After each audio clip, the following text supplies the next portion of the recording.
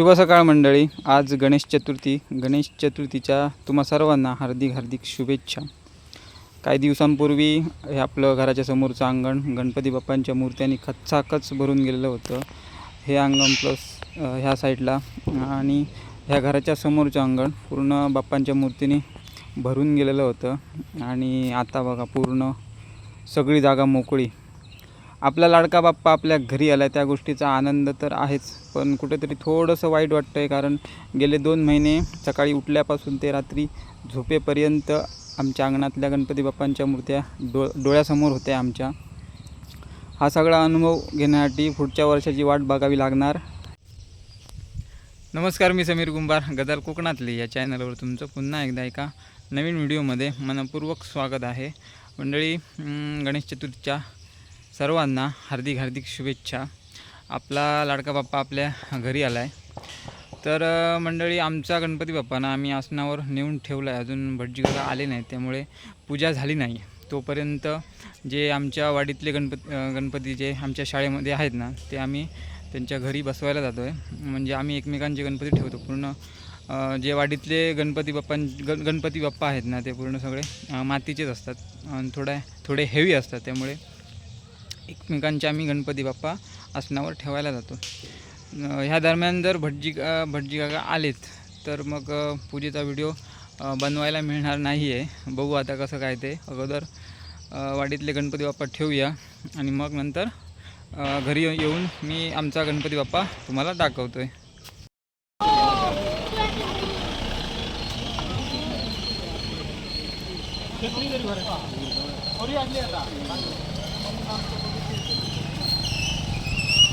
आमच्या गाडीमधले 2 गणपती बाप्पा उतरून झाले. 2 गणपती बाप्पा आहेत. म्हणजे आता एक उतरणार आणि परत रिटर्न एक आहे तो त्या साईडला सत्यवानच्या इकडे, मग घरी जाणार.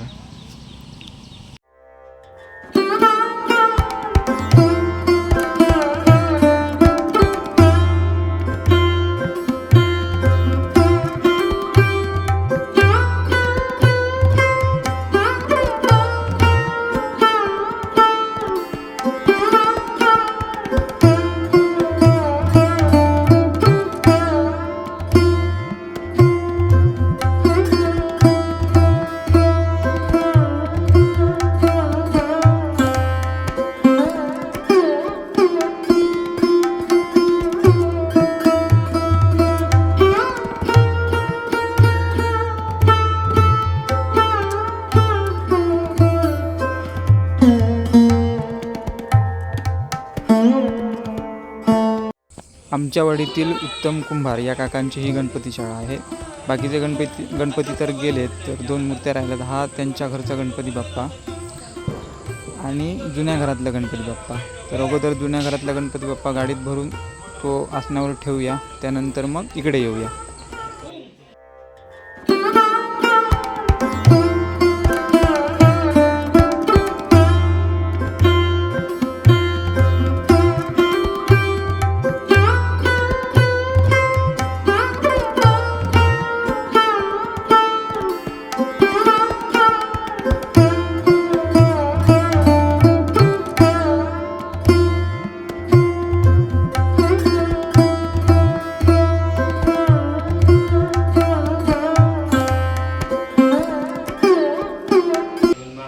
मित्रांनो, आमच्या घरी भटजी आले. हे समजल्यावर मी लगेच घरी आलो आहे. तर आमच्या बाप्पाची पूजा चालू आहे. पूजेला आमचे पप्पा बसतात ह्या साईडला आणि ह्या साईडला आहेत भटजी.